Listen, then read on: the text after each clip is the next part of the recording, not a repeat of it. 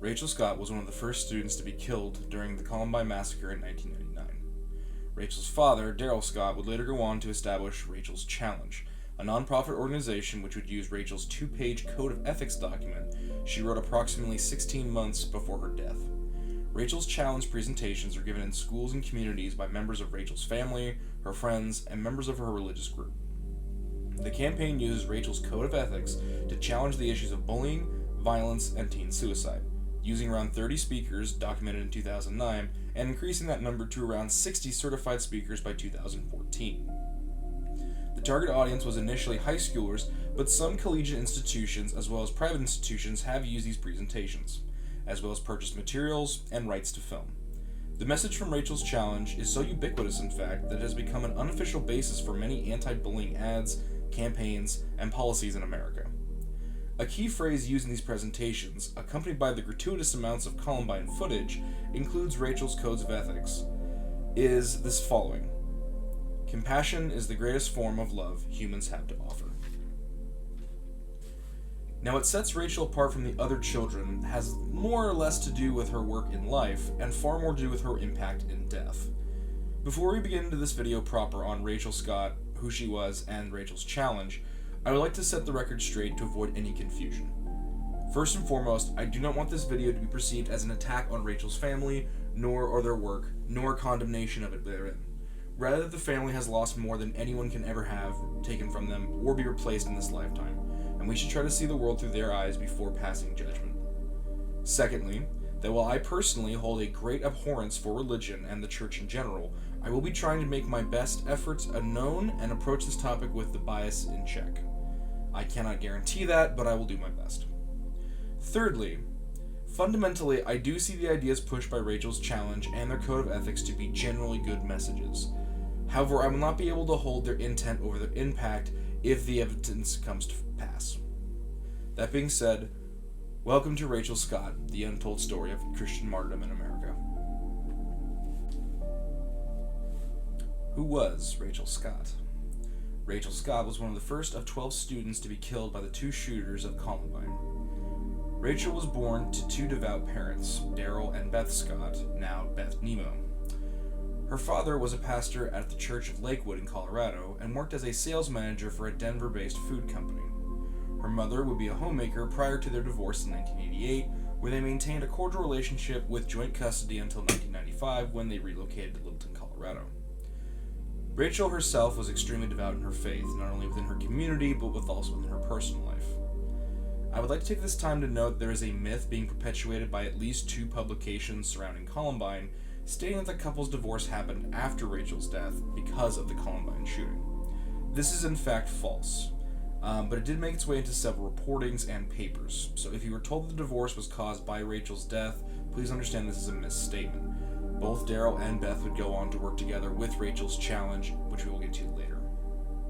Rachel herself was a big face in the scene of her religious community, since she chose to commit herself at age 11. For those that don't know, in many evangelical circles, choosing to commit oneself to Christ is a big act, and typically undertaken around puberty.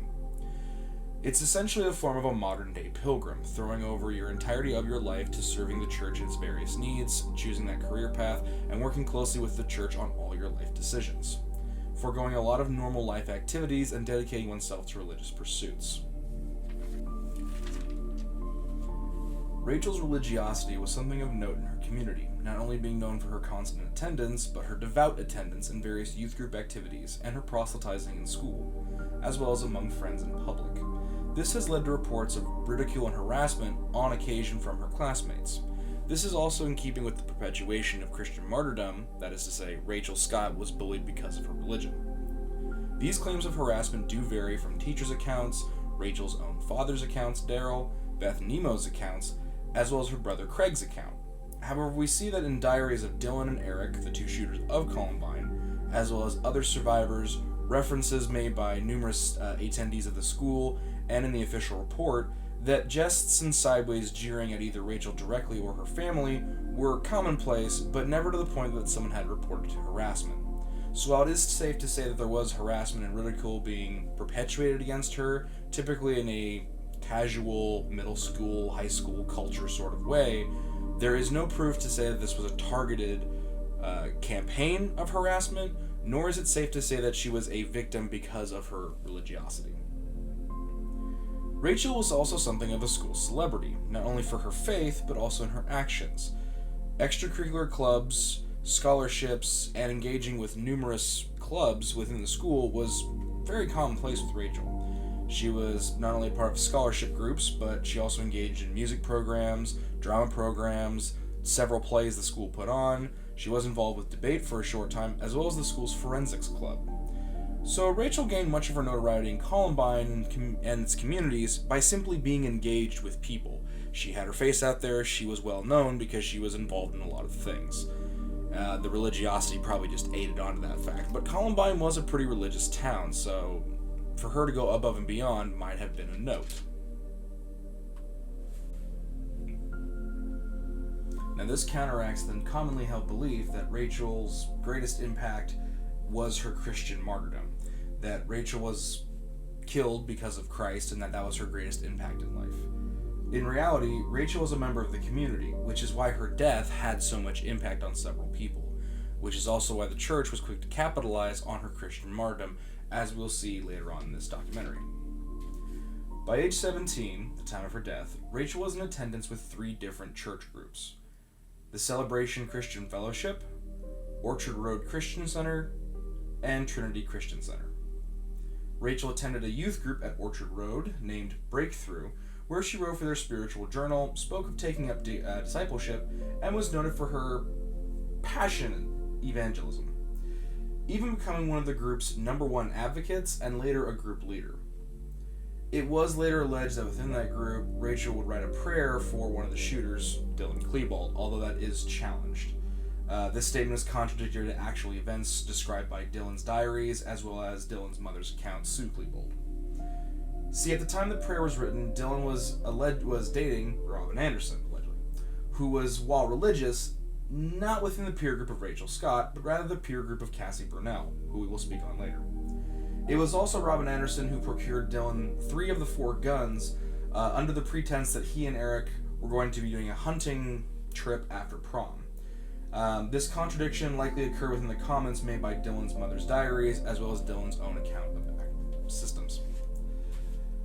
Quote, he, Dylan, was going with a sweet, brainy Christian girl, end quote. Which could obviously be used to fit not only Rachel, but as well as Robin, as well as Cassie. So, this is further backed up with Dylan's personal diaries before that year, where he disparages the Christian students that he was acquaintances with. This case being Cassie Bernall and Robin Anderson. Where in his diaries he speaks on the interest in Cassie, but purely in a sexual way, noting her as, quote, the blonde, big-brained Christian girl, end quote. So what's likely happened here is that Robin, Rachel, and Cassie have all been attached to the same quote because they more or less fit the reference, and people got confused as to who was who. To further support this claim that people tend to get the names mixed up in Columbine, the Pure Flix film I Am Not Ashamed, in which Cassie Bernall and Rachel Scott are ultimately conflated into a singular character, Rachel Scott. This is a pretty common thing with a lot of the narratives going forward. So now that we've established who Rachel was prior to the shooting, her relation to church and community, I believe we need to establish her connection to the shooters, Dylan and Eric, before we begin discussing her evolution into an evangelical martyr for Christendom. Now, Rachel's interactions with the shooters are sparse, in documentation at least. Even with only the moderate amount of the shooters' writings I've managed to go through on par with the official reports, the various diaries and publications that Rachel's family as well as other families of Columbine have gone through, and the very sparse amount of conversations I've had with the Columbine survivors leading up to this interview, Rachel was mentioned a handful of times by name, and maybe more in vague descriptions that could only be attributed to her, as well as the vague descriptions that we spoke of earlier, Robin, Rachel, Cassie, Scott confusion. However, I cannot deny that Rachel Scott did have more than a passing acquaintance with Eric and Dylan, and that the bulk of their interactions was between Dylan and Rachel. This isn't to say that Rachel necessarily knew Dylan through peer groups. This isn't to say that Rachel had a close relationship with Dylan, as many attest, but merely that Rachel could pick Dylan and Eric out of a lineup and had close connections to them, not really barring a deep relationship. So really the conversation about that comes down to your definition of what knowing someone is.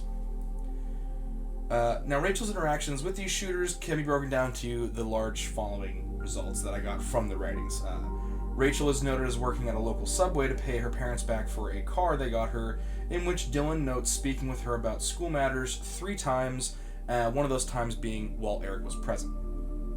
There's also the case of Rachel fixing an audio tape for Dylan in 1998 for the school's talent show in place of the audio production club. There is a case of Eric writing his thoughts on wanting to ask her out on a date, that being Rachel. Then in another entry, he decides it's a bad idea due to her religiosity. Another account would note that at one point in time, Rachel ordered a pizza from the shop Dylan and Eric worked at and had conversations with them, again, among school matters, according to the records. Another account notes her hanging out with friends at a drama department at a local bowling alley, and Eric and Dylan being present, where her and Dylan spoke of plans for a post-high school career stuff, where Dylan writes that she wanted to either be an actress in Hollywood or be a missionary to the Congo. Now, this final report kind of comes under some contradiction and speculation. While the bowling alley was a frequent place for Dylan and Eric to hang out, and while a lot of kids from the school did go there, there is never a specific account of Dylan and Rachel going together as a couple in any of the writings or in any of the people I've talked to. There's also the contradiction that while Rachel did want to be an actress or be a missionary, it's pretty apparent in a lot of her writings that she wanted to be a missionary to Botswana. Now, I likely attach this to the fact that while Dylan was writing this, he forgot what country she had mentioned and nearly just wrote down an African country in the general vicinity, even though the Congo isn't even close to Botswana. And that's just likely the author's issue, which we will see later on in this report.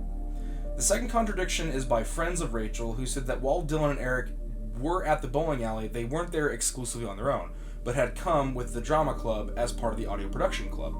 And we're not there, just him and Rachel speaking alone, but rather the conversation happened pretty brief, wasn't private, and was part of a larger group discourse, leaving Dylan's diary entry to be more embellished, likely to make up for his struggles in finding a girlfriend at this point in time in the diary writings.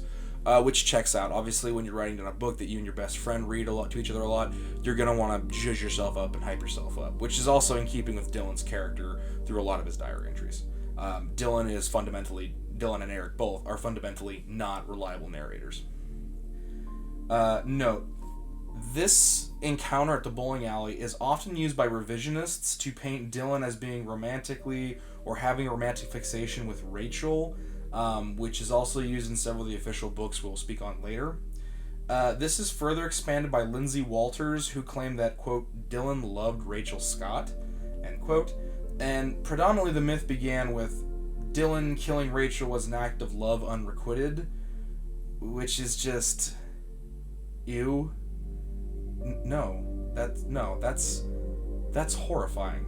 I do not know why Lindsay Walters would say that, nor perpetuate that myth, because it is extremely messed up.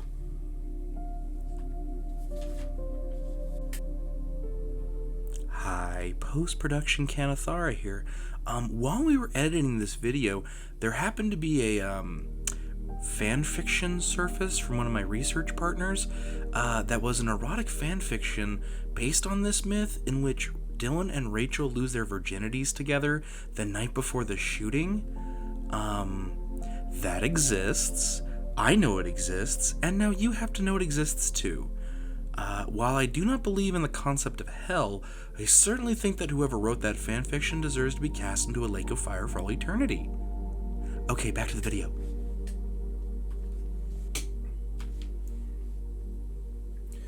So that takes care of the idea that Rachel and Dylan and Eric were known to each other, which we obviously now have to address the murder and ascension to Christian martyrdom and the impact of Rachel's challenge because of it. I would like to take a time right now to state that if viewers of this have PTSD from school shootings or active shooter situations, or have any type of need to click away from this video, I recommend you do it now. There will be a short pause to give you a chance to do that because we will be going into the very specifics of how the shooting took place. So the next 10 to 20 seconds of silence, that's your time to go if you're not in a mental place to handle this conversation.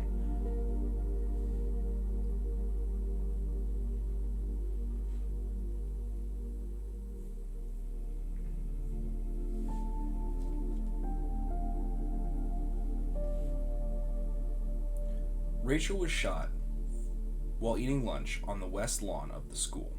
She was shot 4 times by Eric Harris using the Savage carbine. Richard Castaldo, who was right next to her, would be shot 8 times and be permanently paralyzed because of it, going into a coma shortly thereafter. Believing him to be dead, Eric and Dylan would pass over him. Now, initially it was claimed that Scott didn't know Dylan or Eric, and to the degree this is true. They probably didn't know each other or were able to identify her at that distance, which is about 10 to 15 feet away when they started shooting. However, the media would shift her acknowledgement of the boys only after the martyr complex was added for various reasons we'll get into later on. To this day, however, the church officials claim that she knew of the boys and was trying to save their souls, i.e. the prayer writing myth we discussed earlier. As to whether or not Rachel's death was premeditated or specifically planned by Dylan and Eric, I would have to say no, which contradicts the common narrative, but I will explain why. The initial plan of Columbine didn't have Dylan or Eric anywhere near the west lawn. They originally planned to place explosives on the pillars over the cafeteria to lower the library into the cafeteria, and then as the students ran out of the building, they would open fire upon them in 2 overlapping fields of fire as they exited the 2 emergency exits. When this plan fell through, which is not the purview of this discussion, the boys then proceeded to carry out their shooting as they did, typically using a walk firing system or walking fire line. The various depictions in the film Elephant where the boys are running around using tactical drills is not accurate to what's seen on the camera footage. Because of this, we also have to note that there are 20 rounds of ammunition in a Savage carbine. We can account for 12 being shot into both Rachel and Richard. So I would have safe to say that with a walking firing line and simply dumping rounds, this was not a premeditative, take your time and take a shot, very instinctual. This is very much a walking spray. So while I'm sure the boys did know it was Rachel before they shot her, I'm pretty sure they weren't intending her to be the first target. She was merely the first person they ran into. Immediately after the shooting, however, Rachel's car would be driven to a local cemetery to serve as a memorial for her, and members could go there and grieve, and the location would eventually form a vigil for her death. Craig, Rachel's brother, would survive the shooting, but would be in the library at the time of the shooting and would lose 2 of his friends as well as his sister. He would claim to have regretted the last interaction with his sister as they had argued before going into school. Craig claims that while the argument, because they were running late, he had slammed the car door on her before dropping her off. Now, this claim has come into some deviations over time, which obviously all stories deviate, but the big contradiction being made here is that if Rachel's car was at the school, why would her brother have had to drop her off? Why wouldn't they have been carpooling?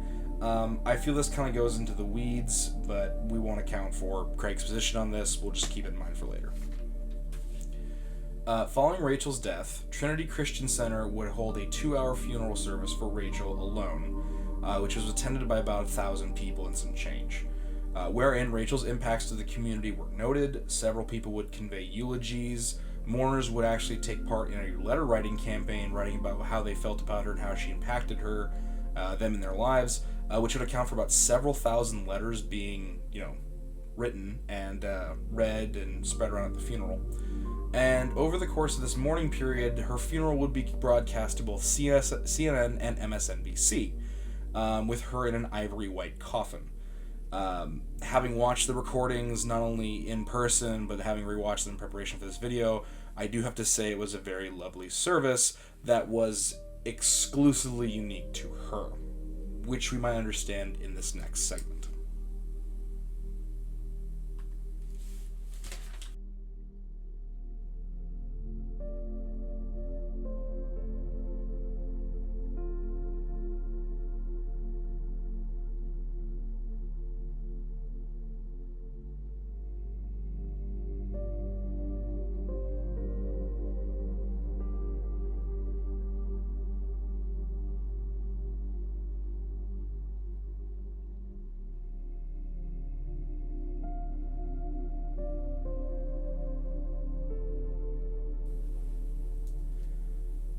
Now, before we venture into Act 2, I think it's important that we have some background information into the culture of religion at this point in time in American history.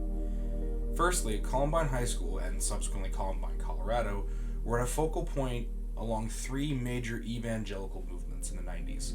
Columbine was a stop-through town on the way to Denver and was a chief evangelism spot for a resurgent T-evangelist movement. This is why the town was so religious, why it had so many churches, and why its impacts were so widely felt by the greater church and evangelist communities. Secondly, the Satanic Panic, which had begun in the early 1980s and had reached global discourse and its peak influence in the media in the mid-1990s, was a key component of the panic and the moral sanctity of America, primarily with the indoctrination of children with satanic influences in all forms of media, calling upon Christians to take up the mantle and attack those exact same media outlets to preserve the sanctity of children. The most important group of children they were aiming for was young teens and adults who had taken up the realm of the counterculture and key elements in both music, media, video games, and gaming in general, as well as fashion and artistry. Thirdly, is the mass movement of purity culture into schools, typically driven by the new resurgent religious movements. This aspect saw many religious groups and their various backed organizations use the fears of the day to drive campaigns of authoritarianism in schools by way of parent interaction. The main examples of this being the national dress code adoption, zero-tolerance policies, the anti-patriot push of the Patriot Act following 9/11, as well as the mass Christian takeover of parent groups and community involvements. If any of you have ever gone to a school dance where they do that whole thing where they bring out the glow-in-the-dark rulers and the Save Room for Jesus posters, that would be a result of them. All of these factors gave Christian evangelicals a strangle grip on cultural norms of the day, and in Columbine, an ideal situation came forward for them to push their narrative and find a hero to service their cause, be they alive or dead. The deaths of Rachel Scott and Cassie Bernall would later be adopted by evangelicals to be a point of Christian martyrdom. Shortly after the deaths had been tallied and an official investigation was sanctioned, Pastor Barry Palzer of Assemblies for God, a Pentecostal confederacy of loosely aligned churches that almost exclusively exist as tax shelters, gave a speech in which he said, quote, "One who has given her life for the Lord Jesus Christ, a modern-day martyr." Pastor Bruce Porter of the same association would deliver a sermon later in that same service in which he called Rachel a, quote, warrior, quote, who, quote, carried a torch that sustained the blood of martyrs from the very first day of the church's existence, end quote. Many other quotes like this will be attributed to Rachel not only during her funeral, which was televised by CNN, but in various other accounts to follow. This would mark a slew of publications speaking about how Rachel spoke of sacrifice, wrote about martyrdom, giving oneself over to Jesus, and prompting many churches to see an increase in recruitment, as well as the adoption of martyr-centric views of their religion. The Oxford Dictionary specifies that martyrdom is a case of death or suffering for a religious or political cause. In this way, when Rachel Scott was posthumously turned into a martyr, and Cassie Bernall shortly thereafter, they were removing the actual cause for these children's deaths and the actual causes of the shootings in place of a sort of holy sacrament. They essentially took children who had died because they happened to be in the wrong place at the wrong time, while the violence enacted by two very specific individuals being carried out was a sort of planned event to benefit the church. Fundamentally, martyrdom does benefit its religion. Now, while you can make your opinion of this whatever it may be, I would more or less attach this initial casings to the fact that Daryl Scott, Beth Nemos, and Craig did not inherently attach Rachel and Cassie to martyrs before these statements were made. The church made the children martyrs, not the other way around, and everybody else more or less adopted the same belief. I do not fault the families and people of Columbine for believing this. In the world of life, we are all prone to chance and anarchy, and death comes for us all without invitation or announcement. It makes sense that their brains were trying to figure out why these children died, and more importantly, to make their deaths mean something. So while initially I don't feel that making these children martyrs was done as a way of attacking them, but as a way of celebrating them. This is, however, initial. As we will go on, my position on this will change drastically, and I believe it will for you too, but I make no judgments. Disturbing still is the number of believers who began to make pilgrimages to Rachel's memorial. Posting about her memoirs on websites was a common way that victims could deal with their grief. These forums and website posts would eventually be taken over by those same believers who would claim that Rachel died for Christ, and made claims both explicit and implicit that Rachel was killed because of her religion, using claims of harassment against her as reasons for their overzealous Christian nature and to fuel a persecution narrative. This myth could be easily contradicted by the fact that Rachel's death was not exceptionally deliberate, as Richard Castaldo could attest, along with the fact that there is Cassie Bernall, who was the alleged questioned about her faith before being ultimately killed by Dylan Klebold. This would in fact, however, cause Rachel, a well-liked pillar of the community, to be killed because she was bullied for being Christian, even though there's no evidence to this, and she faced virtually no discrimination because of her faith, which would essentially be false martyrdom, which is actually a sin in the Bible if you read it. Following the deaths of Cassie and Rachel, churches would begin to report massive influx and attendance from young demographics, which many of them would have also adopted views of Christian martyr culture at this time, meaning many of the youths also felt and believed within martyr culture. This would set the scene for the Rachel's Challenge organization to be born and adopted, but we're not quite there yet. Before going forward, though, I do have to explain the Cassie Bernall story and how she fits into all this, because she is a quintessential character moving on. If you are unfamiliar with her name, don't feel bad. Again, much of her story gets conflated because of evangelical propaganda. There's even a movie where they do this. It is reported that Dylan and Eric had cornered Cassie Bernall in the library and asked her for whether or not she believed in God, to which she replied yes, before being shot executioner style by Eric Harris, and the witness to this was allegedly Emily Wyant.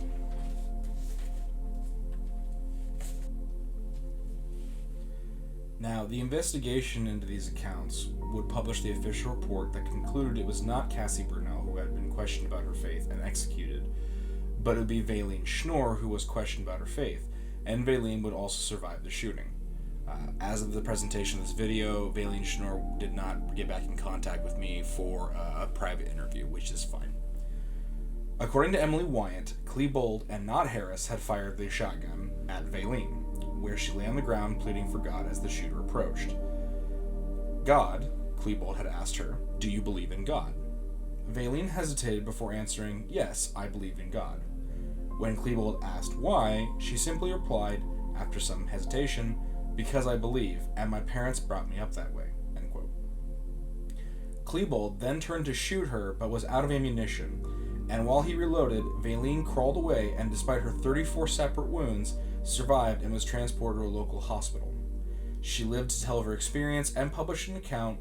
However, this contradicted the official report given previously, which was recalled by a boy named Craig Scott. Craig Scott is the driving force behind this idea that Cassie Bernall had been questioned about her faith, and when she replied that yes, she believed in God, she was stood up by Eric, who then shot her in the head with a pistol. This is Craig's only account, and he is the only person who really can attest to this. Other witnesses have claimed otherwise, primarily being Emily and Valine. Now, I do believe in the chaos of these active shooter situations. It's possible that Craig mistook who was talking or mistook who he saw and believed Valine was Cassie Bernall. That checks out. When you're in an active shooter situation, you're not exactly good on the details. However, after the official report came out and Craig had published his story, Emily, Valine, the official report, and the investigators all confronted Craig about his claims, to which Craig still pushes that narrative he came up with to this day. inside of the fact that it's Valine and not Cassie who was asked. Now, I'm not trying to present Craig Scott as if he's this proselytizing jerk who lies about things to make people's lives better. I just want to say that Craig's account does not match the official reports, witness statements. There's a lot more evidence to back Valine's account than there is to back Craig's, and going forward, we're going to have to admit that Craig is simply not a reliable narrator or a reliable source in this information. His information should not be discounted, but we can't rely on it for a sound statement on what was going on and what was happening. Now, following the deaths of Rachel and Cassie, both Craig and his mother Beth used the tragedy to heavily promote themselves, their beliefs, and the Christian martyr culture across networks, news stations, interviews, and journalistic publications, as well as using it to recruit members. I mean, seriously, when you go look up Columbine, these two are guaranteed to show up within the top 10 results at least 3 times.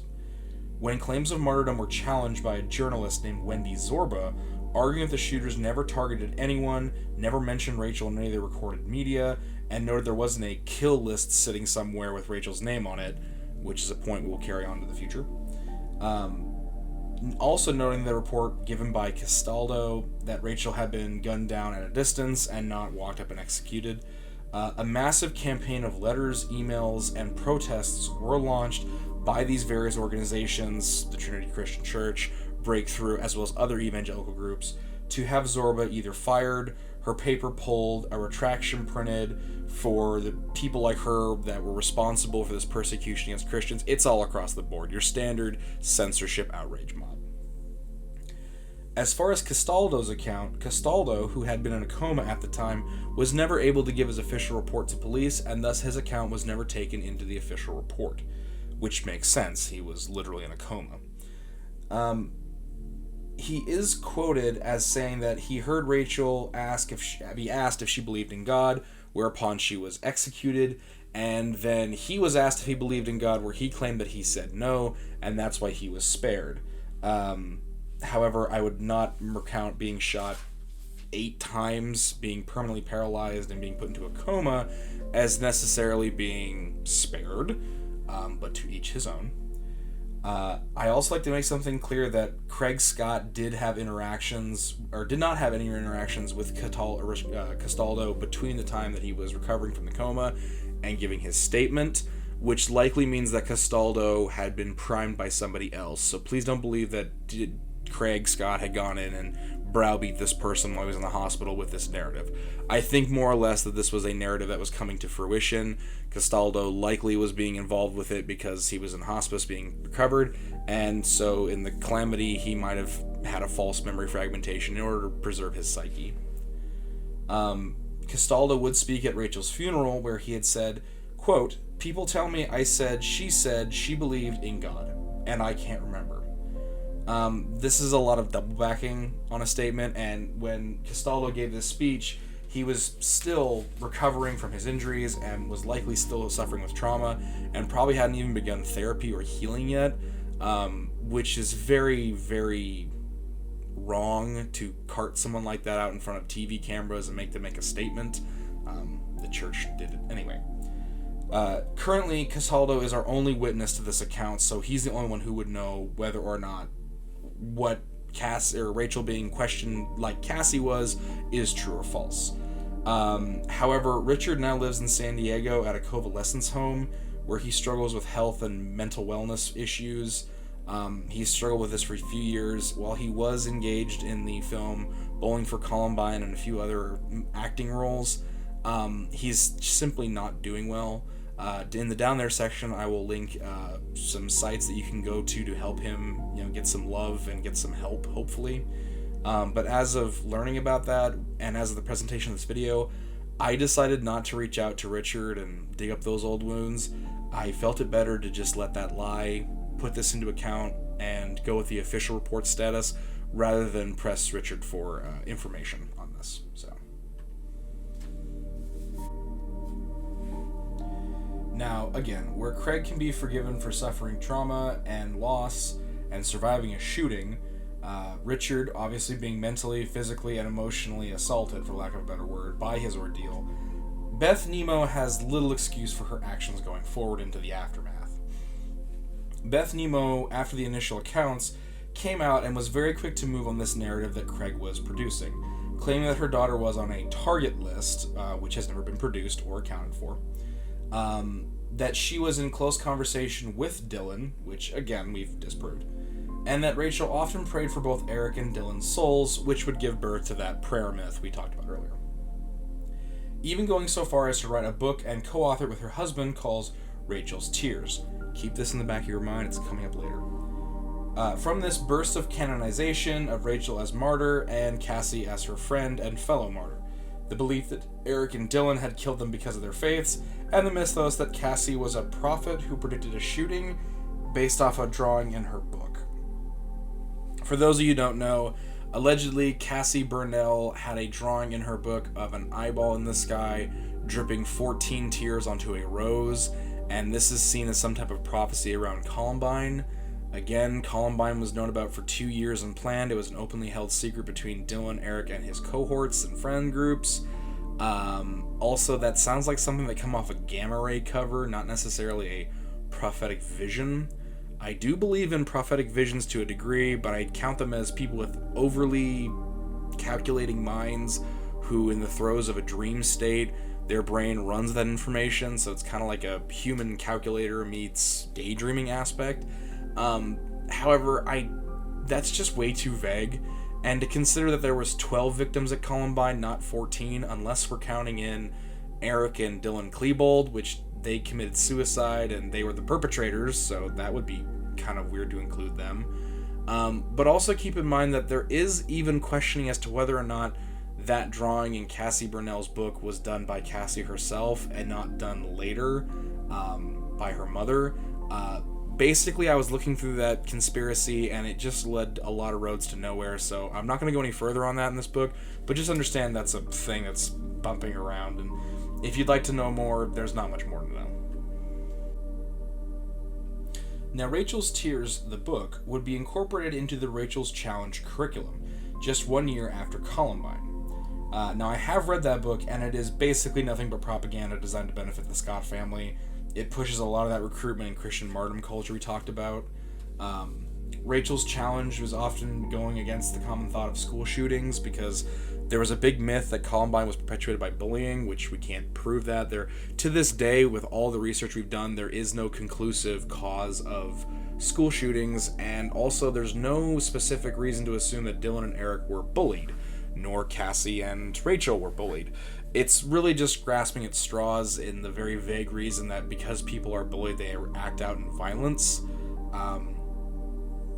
which has a lot of issues and is very problematic if you sit down and think about it for 20 minutes. Anyway, the point is that neither of these women would be canonized by the official report, and they would go forward with being canonized by the church, and their books would be incorporated into Rachel's Challenge. Now, members of the Trinity's Christian Center, as well as Daryl's own pulpit, would speak out against bullying, violence, and teen suicide after Columbine, preceding Columbine, and leading into the Rachel's Challenge. However, we see in retrospect that the church is one of the biggest bullies when it comes to pushing their ideas into popular culture around Columbine, threatening reporters, co-opting tragedies, politicizing deaths of children, and giving a platform to people who had been benefiting financially as well as profiting off of children's deaths, which we will get more into in a little bit. Now, going forward into the Rachel's Challenge concept and its impacts, we need to address that Cassie Bernall's death and an aspect of her supposed martyrdom. Cassie's mother, much like Beth, would go on to also write a book where it was called She Said Yes, The Unlikely Martyrdom of Cassie Bernall. It was published in October, shortly after Columbine, and basically commits Rachel's supposed martyrdom in order to circulate the backed concept of Craig's account versus the official report. When the official report came out, it was very damning to these Christian groups, and they were very quick to move against it since they still had a lot of power and momentum on their side. In the book, Cassie's confrontation with Eric is retold much more defiant than Craig's account, and so defiant, in fact, it's more defiant than any child would have any right to be in that situation. I'm talking like Warhammer 40k chaplain staring down Abaddon the Despoiler levels of stoicism in that. It's really hammy and cheesy. Of course, Emily Wyant, Cassie's friend, would take the time to state that it was Valine who was the target of the execution, not Cassie, that these boys did not execute them in the way that Misty Bernall had stated. And Emily Wyant, after this book's publication, would confront the Bernall family about it before she was interviewed by MSNBC about her actual account, where she would state that out. Famously, the Bernalls went forward with their revisionist accounts and would actually decry Wyant as minimizing their daughter's death at first as a result of survivor syndrome. But later on, they would claim that she was pressured by mainstream media outlets to limit the impact of Cassie's death in order to stymie the birth of this new T-Evangelist movement and of these Christians, basically saying at first that Emily doesn't know what she's talking about because she's still traumatized, and then doubling down and saying that Emily is being a puppet of the mainstream media who want to persecute Christians. Which is just really messed up. By the way, initial publications of the book, She Said Yes, would heavily rely on a call for martyr culture and spark resounding awareness of Cassie's martyrdom. Publications after 2004 would edit these to give the audience a more leeway and to make up their own minds about Cassie's death, which is pretty bad when even the church is kind of starting to level things back because lawsuits were probably inbound. In 2006, a film called I'm Not Ashamed would be made by Pureflix, the God's Not Dead people, based on the book stated above. Primarily the early publication versions, for obviousness, Pureflix is about as subtle as a shot of absinthe going mixed with jet fuel. The movie would, however, claim that it was the story of Rachel Joy Scott and would conflate Rachel and Cassie's stories to push a martyr culture narrative dialed to 11.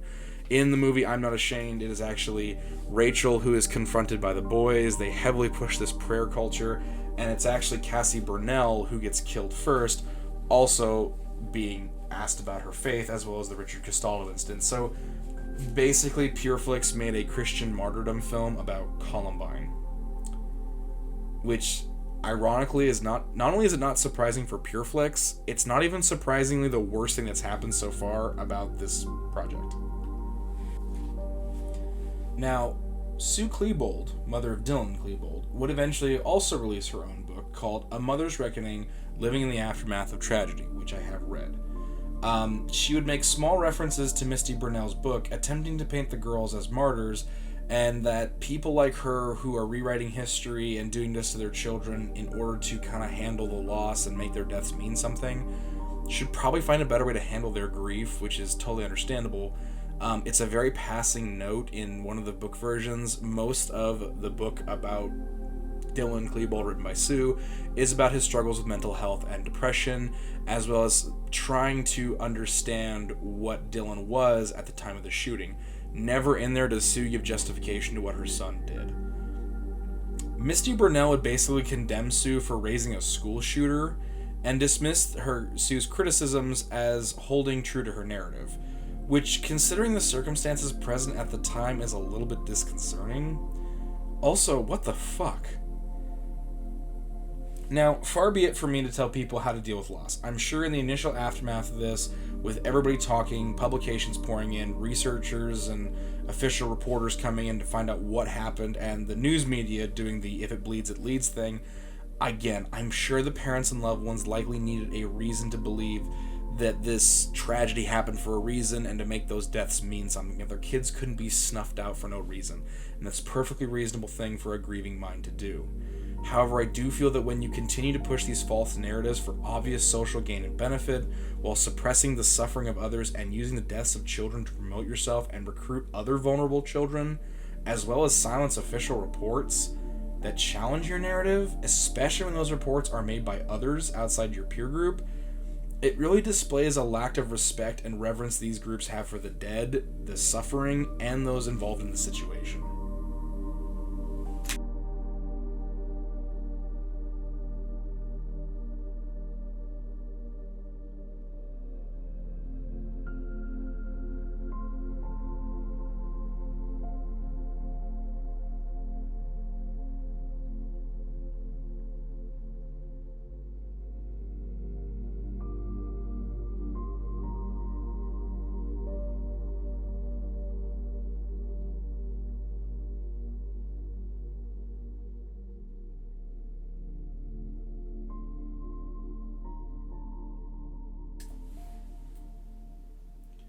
At last we arrive at the cultural phenomenon that was Rachel's Challenge.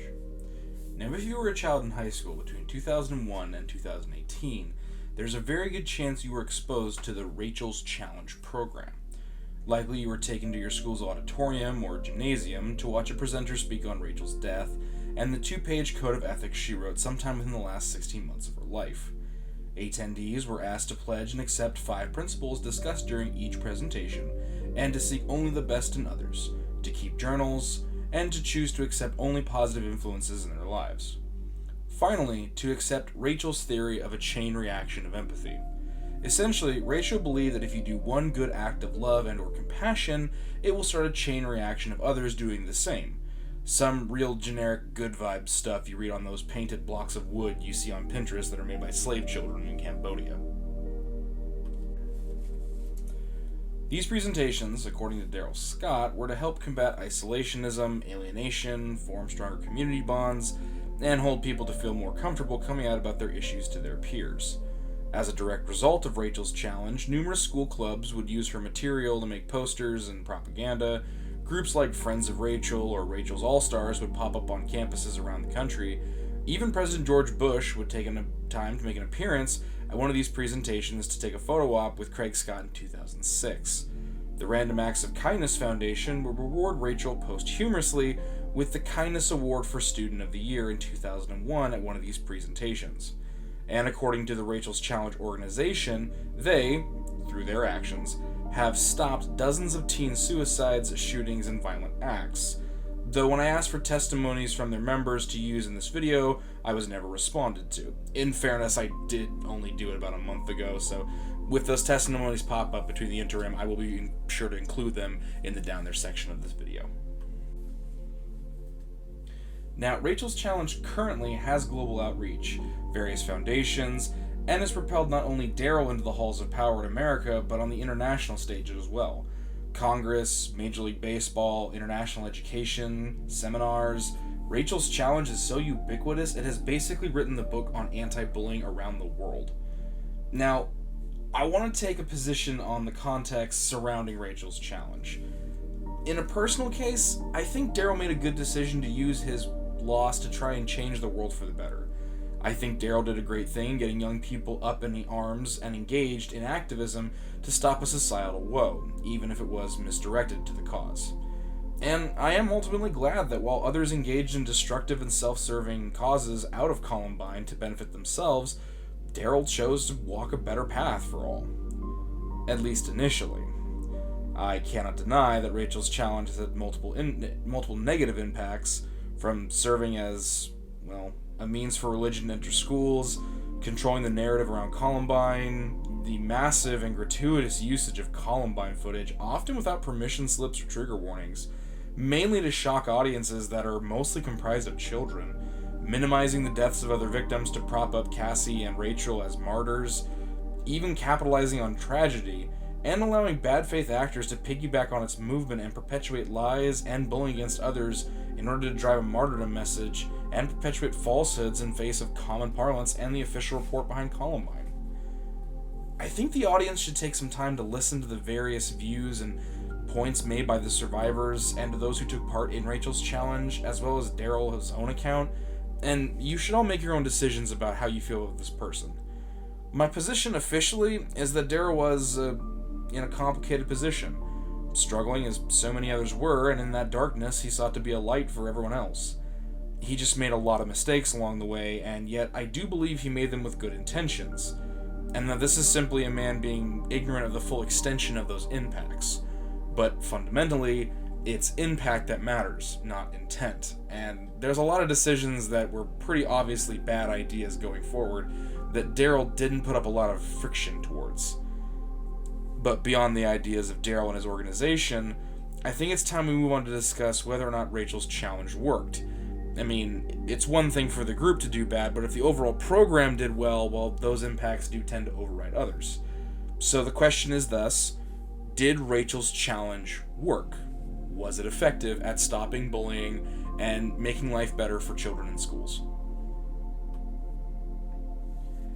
Well, according to a 2006 study on the schools who received the presentations done by rachelschallenge.org, initial rates of bullying decreased across schools who had received these presentations.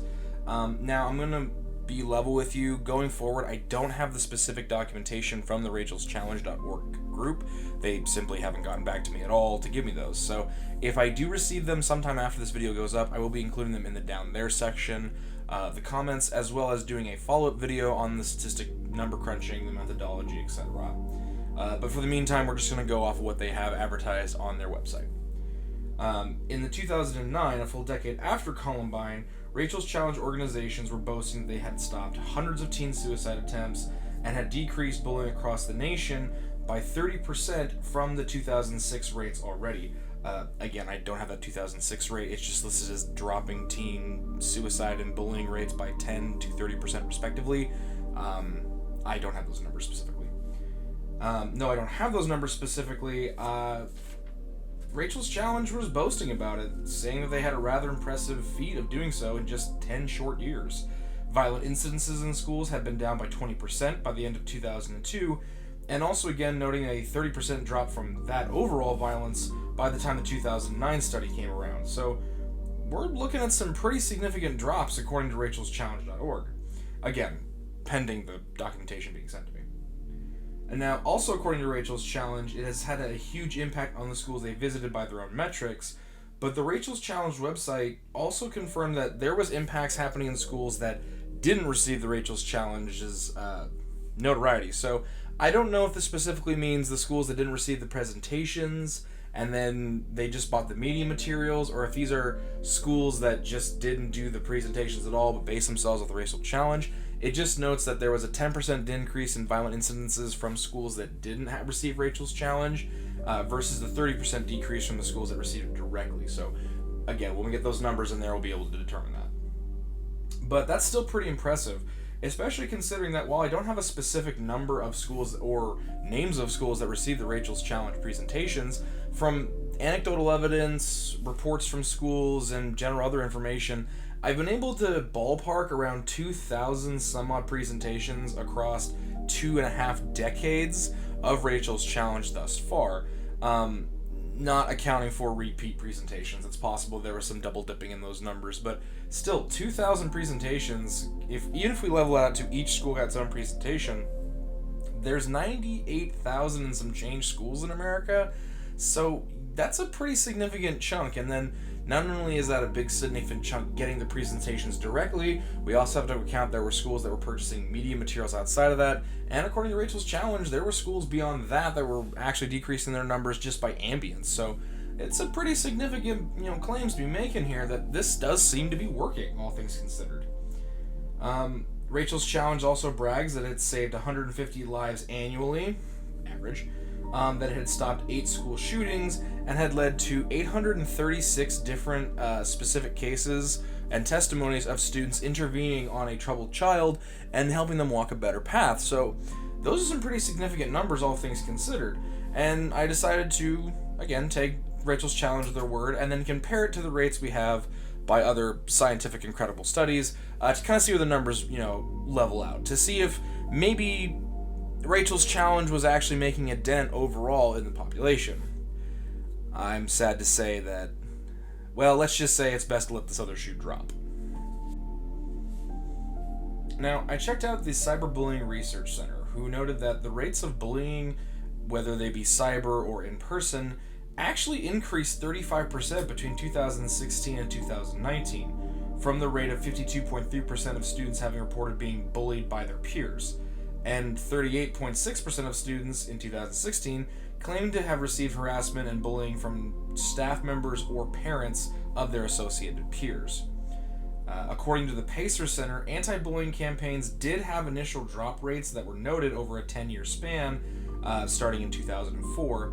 However, after the span of about 4 to 5 months, the overall change in rates was ultimately negligible in specific examples, and the overall rate on average actually increased over time, overtaking the rate that which was decreased initially.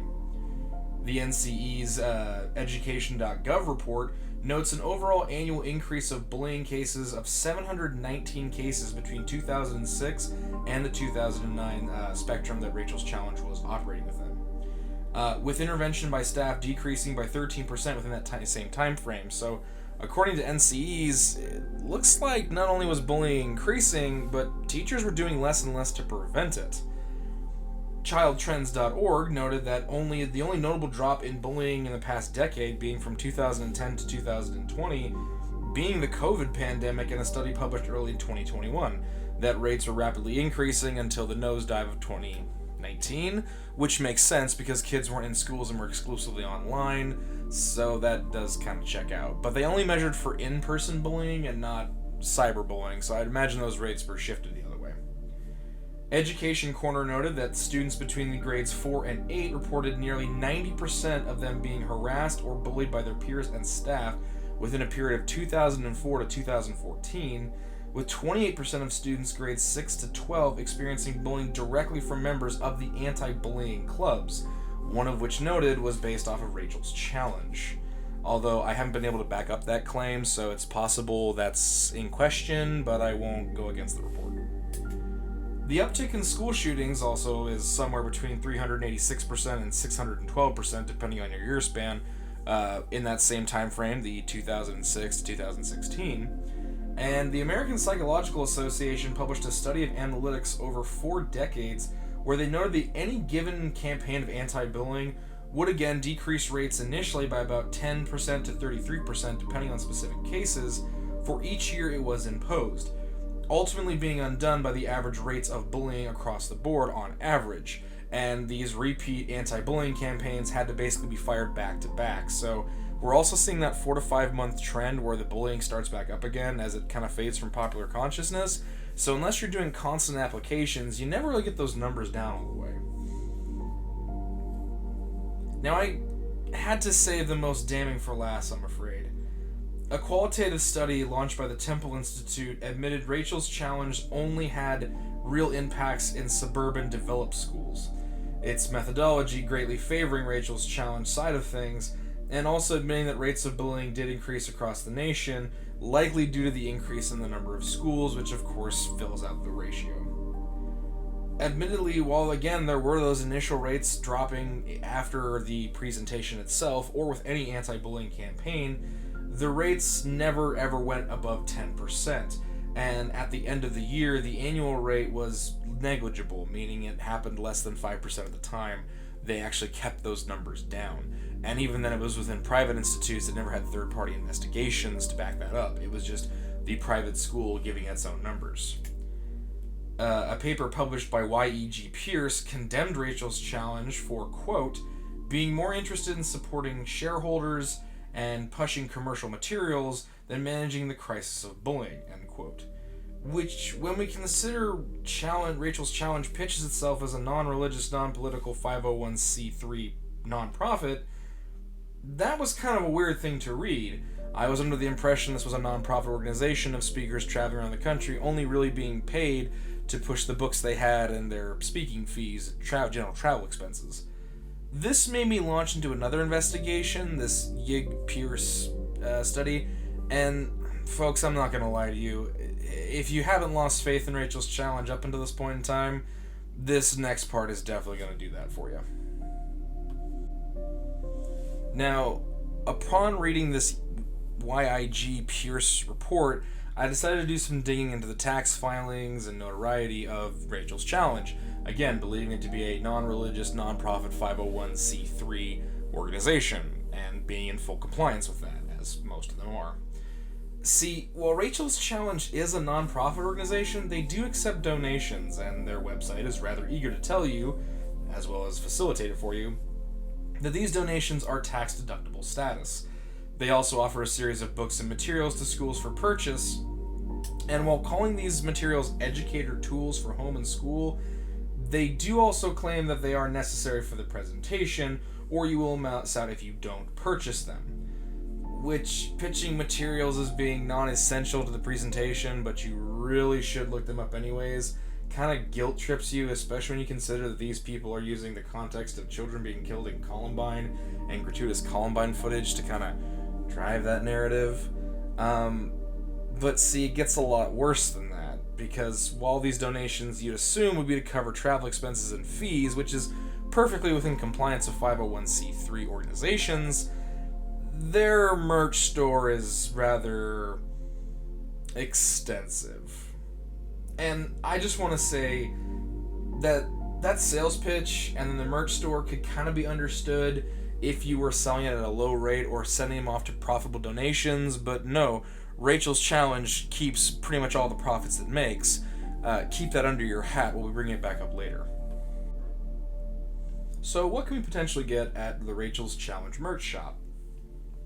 Well, aside from the 3 books we talked about earlier, that being Rachel's Cheers, The Spiritual Journey of Columbine Martyr Rachel Scott, She Said Yes, The Unlikely Martyrdom of Cassie Bernall, and Rachel's 2-page Code of Ethics, PDF, which all those go for about $7.99 to $9.99, which, considering that Rachel's Code of Ethics is a 2-page PDF I can get online for free, $7.99 is a little expensive to be charging, but I digress. We can also receive various pamphlets on gun violence and bullying, as well as teen suicide, which range from $1.99 to $4.99. And while their numbers are pretty much just regurgitations of federal oversight publications, towards 2016 on, those numbers start seeming a bit less and less. I don't know if this is because they're just being more stingy than the government was on those reports, or if they're trying to make their impact seem more influential. I haven't purchased any of them. I mostly just looked at the ones that are on free access. So if you have a possible primary source to go off of, let me know. Perhaps their number crunching is a bit different than the government's. We can also purchase The Journals of Rachel Joy Scott by Beth Nemo, Chain Reaction, A Call to Compassionate Revolution by Daryl Scott, and Rachel's Tears, The 10 Years After Columbine, Rachel Scott's Faith Lives On, which is a republication, more or less, of the original Rachel's Tears. All those going for $11.99. We can receive the Character in Action Workbook for $14.95. The 180 Connections Program Pamphlet, which is also a workbook / teaching tool, that's $24.95. We can receive Rachel's Challenge magazine for $2. Now, from what I understand, originally Rachel's Challenge magazine was purchased for $2, and then you had a mail-in subscription that you would pay $2 a month for the actual magazine. To my knowledge, they're no longer publishing that magazine, so it might just be $2 for the straight-up purchase, and then you just purchase the magazines as you need them. Or it might be a thing where, like, you pay the $2, you get a year's worth or a half a year's worth of subscriptions, and then they balance it out. I didn't have time to look it up, and again, the Rachel's Challenge people haven't gotten back to me with that particular question, so wait on that if you're really curious. This next part's a little weird, though. So we can also purchase Timeless Tales to Live By, an illustrated book of Aesop's Fables, for $9.95. Now, again, Rachel's Challenge is listed as being non-religious, but yet here they are pitching religious information. And it's more or less explained that Rachel was a big fan of Aesop's Fables. I haven't been able to prove this in any of my information or research, so I'm just going to go with it and just assume that was such a minor detail in Rachel's life that only her family members would know about it, and just assume that that's why that's there. However, we can't just buy the illustrated book. Oh, no. We can buy Timeless Tales to Live By, a 5-pack for $14.95. Timeless Tales to Live By Student Edition with learning materials for $3.95 per. Timeless Tales to Live By Teacher Edition with CD-ROM set for $9.95. Timeless Tales to Live By Classroom Pack with CD-ROM drive for $29.95. We can purchase the I Accept Rachel's Challenge t-shirt for $7, and an Ambassador of Kindness documentary, the one that kind of canonizes Cassie Bernall and Rachel Scott's rise to martyrdom, published by their various church groups and released by Trinity Christian Center for $24.95. And we can also purchase a 2x3 Codes of Life poster, which is the code of ethics that Rachel wrote about, and it comes in a variety of sizes as well. There's also a small little desk one. And much, much more. I could go on with the amount of stuff that was there. The only thing I couldn't find was a Rachel's Challenge brand bottle opener, corkscrew, and can opening set for, I don't know, $14.23. There's just a lot of stuff in there. T-shirts, posters, coffee mugs, keychains, and various other bric-a-brac. They really do have that whole merch stuff figured out. Now, I get it. They have to have a merch store because it costs a lot of money to fly these people around the globe and around the world, to put them up in hotels, to get crews to come to the school and set up all these presentations, to keep copyright on some of the information, and do all the logistics, which I get that. I understand why they have to do this merch store to guarantee their funds, because not everyone is forthcoming with donations. That's what I moved forward with, so I just kind of bit the bullet and said, yeah, they got a merch store, yeah, it's kind of cheesy and scammy, but, it's expensive to move people around the country, fair enough.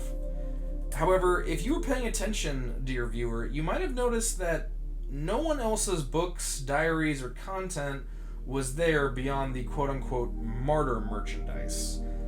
There was no book by Sloop Klebold, there was no book by Emily Wyant, there wasn't even the Valine Schnur account. None of that's there.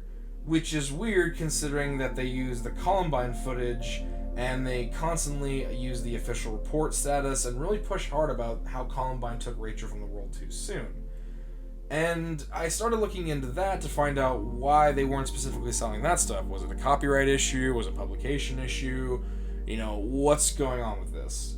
And I'm sorry to say this, but at the end of the day on the research, I can conclusively say that the reason why Rachel's Challenge doesn't sell anyone else's merch besides their own, and even then only the stuff they can use to push the martyrdom narrative, is because Rachel's Challenge does not care about the other victims of Columbine.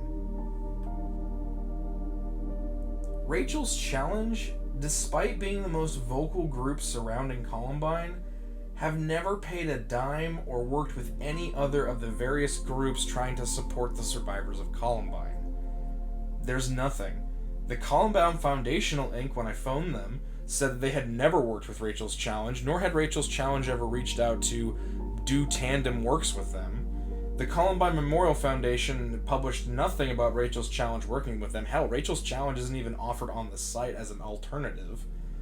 The SLE Interventions, along with 30 other charities together that help the victims of Columbine across time in various ways, from support groups to funding networks to helping them get aid for their medical bills, as well as helping other victims of school shootings, Parkland, to be specific, but Sandy Hook as well. None of them have ever received help or cut up the profits with Rachel's Challenge. Rachel's Challenge has never moved in to support them or gave them money. Rachel's Challenge, while not even networking with them, yet still claiming to be the number one place for charity when it comes to Columbine. Which might be because Rachel's Challenge organization doesn't want you to know that they're not as altruistic as they look. They don't just, book an appointment and fly out their presentators to your school to give their presentation and hope they can recoup their losses with merchandise. It costs $10,000 in speaking fees from the school district directly to get a Rachel's Challenge presenter to your school. And even then, there's no guarantee they're going to visit all the schools in the district. They typically only visit 1 or 2 or 3. Shout out to School District X for getting me that information. You know who you are. And I appreciate you. Oh, and did I also mention there's no unauthorized videotaping of Rachel's Challenge allowed? So far as in, schools will actually confiscate kids' phones, and the audiovisual club that's supposed to document these attendances and audience gatherings aren't allowed to film, and if they do, Rachel's Challenge is pretty quick to sue for violation of intellectual property. However, there are several documentations pretty sneakily done on YouTube as well as backstore sites, so if you are interested in what some of these presentations look like, go ahead and have a take on some of those sites at your own risk to find out what they're about. Now, to put the final nail in this coffin of snake oil salesmanship, Rachel's Challenge mostly draws its employees from churches, school groups, and young adult programs, many of which are either volunteers or people who work by donating their time alone. Rachel's Challenge, the company and organization, only claims to employ 25 to 50 people at any one time, mainly the presenters, and classifies itself as an educational and government systems nonprofit, with the paid employee salaries being between $40,000 and $50,000 a year. Which, considering that these people basically fly around the country and then either utilize local churches they're allied with in the area to shell up their resources, or hell, even having the schools audio, visual, and media production clubs set up the presentations for them, but then also trying to recoup their losses in merch, I started smelling something foul. Rachel's Challenge, from filings listed on ProPublica, makes, and you're gonna love this, on average, $2,101,982 a year in net profits, with a low of $1,857,000, and on the average high end, $2,390,093 every year. And yet they claim they can't put any of that to any of the other victims of Columbine or the various organizations. So yeah, Rachel's Challenge is an ineffective propaganda mill that blames Columbine on bullying under a false pretense, uses the tragedy to farm money and recruitment, allows Christian dogma to pollute their message and kindness, milks the death of children for profits, gives nothing back to the community and the victims, and pretty much exists to keep the Scott family in liquor, while doing nothing to promote any real change. Daryl and Craig being the first to interview on Cry on any camera, and the first to jump down on any potential for media access. Both, however, being silent in the wake of gun violence and other tragedies like Sandy Hook and Parkland.